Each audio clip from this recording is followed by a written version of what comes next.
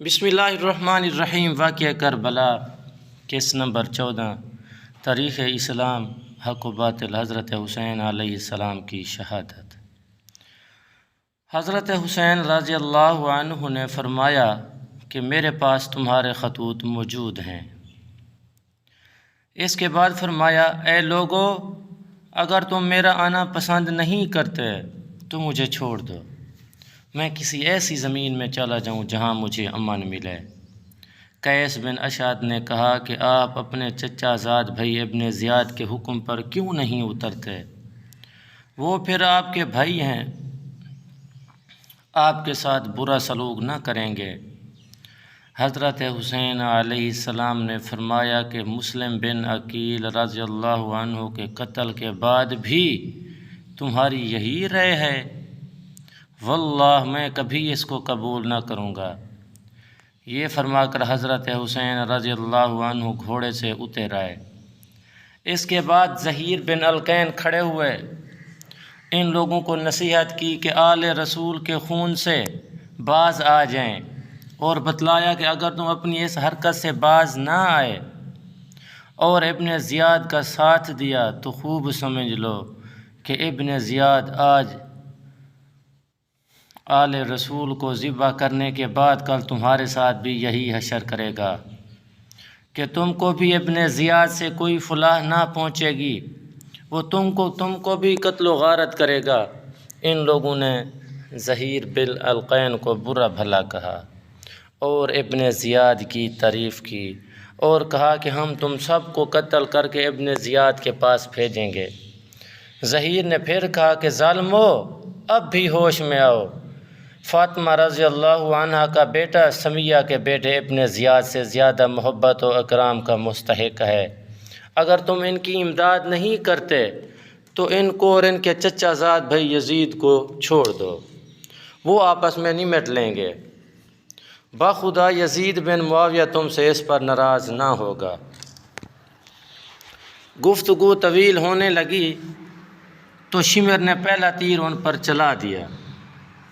اس کے بعد حر بن یزید جو طیب ہو کر حضرت حسین رضی اللہ عنہ کے لشکر میں شامل ہو گئے تھے، وہ آگے بڑھے اور لوگوں کو خطاب کیا۔ حر نے فرمایا، اے اہل کوفہ، تم ہلاک و برباد ہو جاؤ۔ کیا تم نے ان کو اس لیے بلایا تھا کہ وہ آ جائیں تو تم ان کو قتل کرو؟ تم نے کہا تھا کہ ہم اپنی جان و مال آپ پر قربان کریں گے، اور اب تم ہی ہو ان کے قتل کے در پہ ہو، ان کو اس کی اجازت نہیں دیتے۔ خدا کی طویل و عریض زمین میں چلے جائیں اور امن کی زندگی گزاریں اور اپنے اہل بیت کے ساتھ زندہ رہیں۔ جہاں ان کو اور اہل بیت کو امن ملے، ان کو تم نے قیدیوں کی مثل بنا لیا اور دریائے فرات کا جاری پانی ان پر بند کر دیا جس کو یہودی، نصرانی، مجوسی سب پیتے ہیں، اور جس میں اس علاقے کے خنزیر لوٹتے ہیں۔ حسین رضی اللہ عنہ اور ان کے اہل بیت رضی اللہ عنہ پیاس سے بے ہوش ہو رہے ہیں۔ تم نے محمد الرسول اللہ صلی اللہ علیہ وآلہ وسلم کے بعد ان سے ان کی اولاد کے بارے میں نہایت شرمناک سلوک کیا۔ اللہ تعالیٰ قیامت کے روز تم کو پیاسا رکھے اگر توبہ نہ کرو اور اپنی حرکت سے باز نہ آؤ تو۔ اب حر بن یزید پر بھی تیر پھینکے گئے، وہ واپس آ گئے۔ حضرت حسین رضی اللہ عنہ کے آگے کھڑے ہو گئے۔ اس کے بعد تیر اندازی کا سلسلہ شروع ہو گیا۔ تیر اندازی کے بعد پھر گھمسان کی جنگ شروع ہوئی۔ فریق مخالف کے بھی کافی آدمی مارے گئے۔ حضرت حسین رضی اللہ عنہ کے رفقا بھی بعض شہید ہوئے۔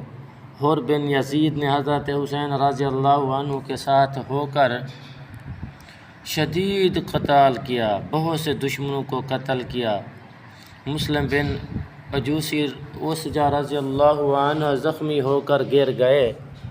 حبیب بن مطہر رضی اللہ عنہ ان کے پاس آئے اور کہا کہ جنت کی خوشخبری ہو، تمہارے لیے ہے۔ اگر میں یہ جانتا کہ میں بھی تمہارے بعد وہاں آنے والا ہوں تو میں تمہیں نصیحت کرتا، میں تم سے تمہاری وصیت اور دریافت کرتا۔ انہوں نے کہا کہ ہاں، میں ایک ایسی وصیت کرتا ہوں جس کا تمہیں آج بھی فائدہ ہوگا اور کل قیامت کے دن بھی فائدہ ہوگا، اور وہ وصیت یہ ہے کہ حضرت حسین رضی اللہ عنہ کی طرف اشارہ کر کے فرمایا کہ جب تک زندہ ہو ان کی حفاظت کرنا۔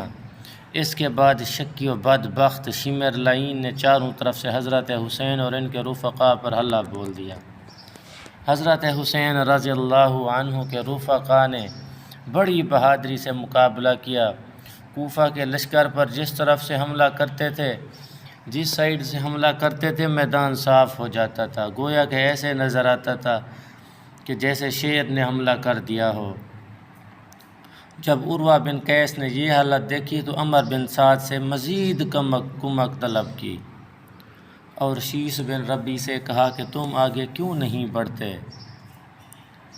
اس وقت شیس سے رہا نہ گیا اور کہا کہ تم سب گمراہ ہو، اور ابن علی علیہ السلام جو اس وقت روئے زمین پر سب سے زیادہ بہتر انسان ہیں، ان سے قتال کرتے ہو اور سمیہ زانیہ کے لڑکے ابن زیاد کا ساتھ دیتے ہو۔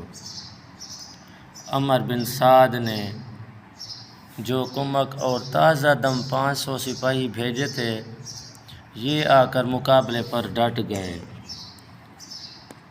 اصحاب حسین رضی اللہ عنہ نے اس کا بھی نہایت بہادری سے مقابلہ کیا اور گھوڑے چھوڑ کر میدان میں پیادہ آ گئے۔ اس وقت بھی حر بن یزید نے سخت قتال کیا۔ اب دشمنوں نے خیموں کو آگ لگانا شروع کر دی۔ گھمسان کی جنگ میں نماز ظہر۔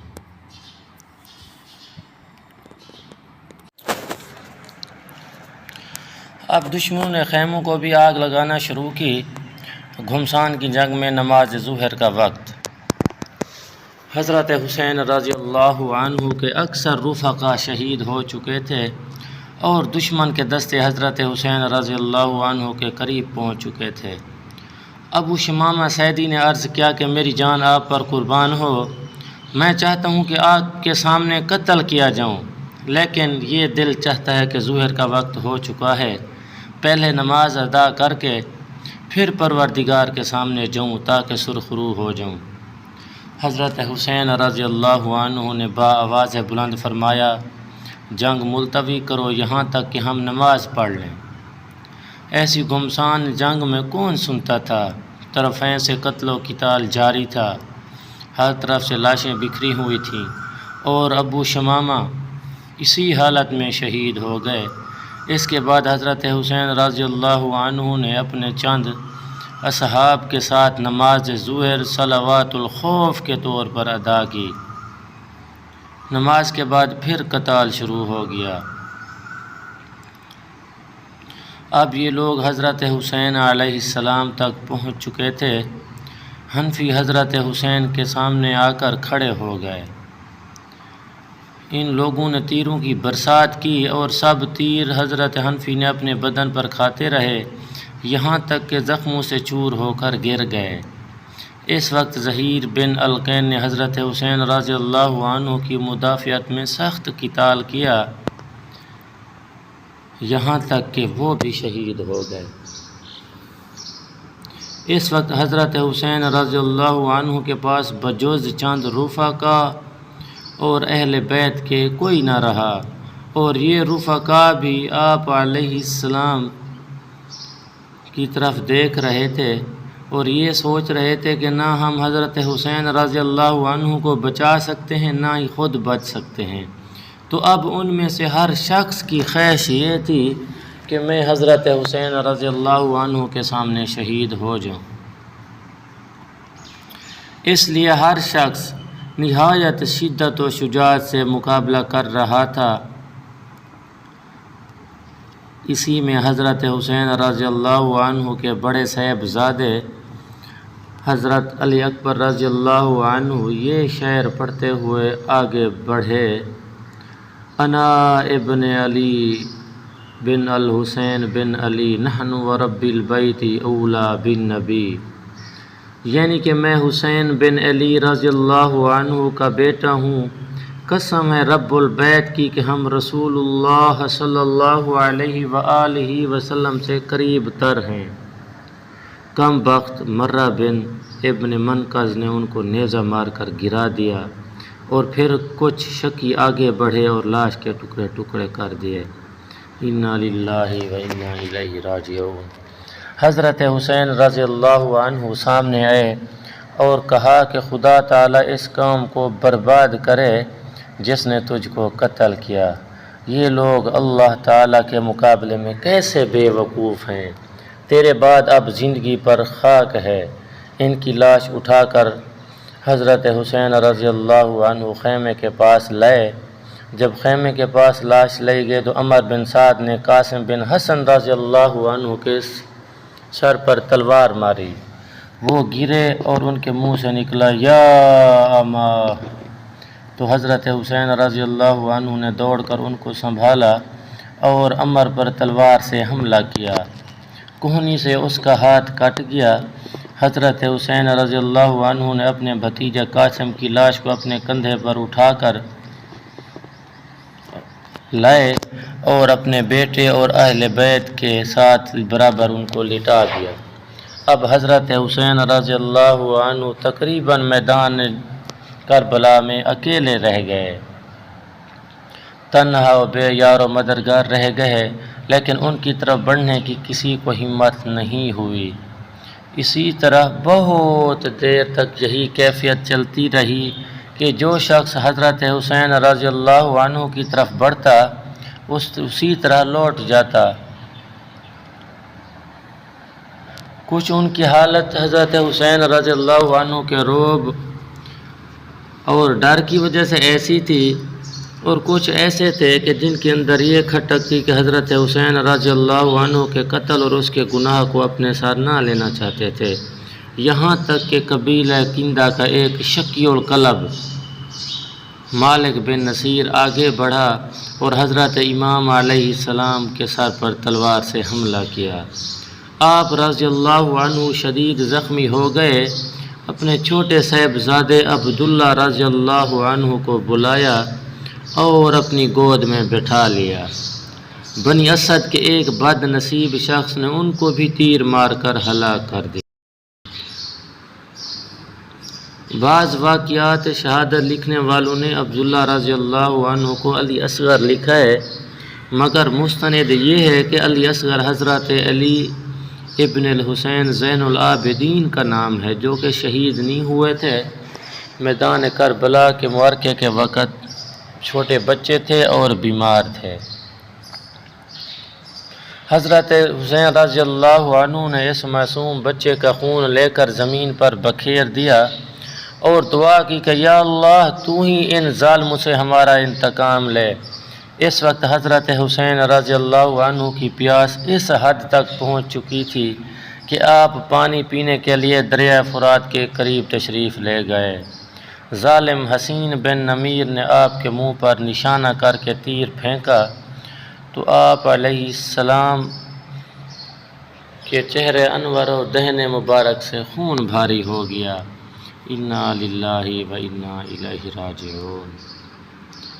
انشاءاللہ اگلی قسط نمبر 15 حضرت حسین رضی اللہ عنہ کی شہادت کے وقت کیفیت اور صورتحال کے بارے میں اپلوڈ کریں گے۔ میرا چینل سبسکرائب کر دیں اور گھنٹی کو دبا دیں تاکہ اگلی ویڈیو بھی آپ کے پاس پہنچ جائے۔ صدق اللہ۔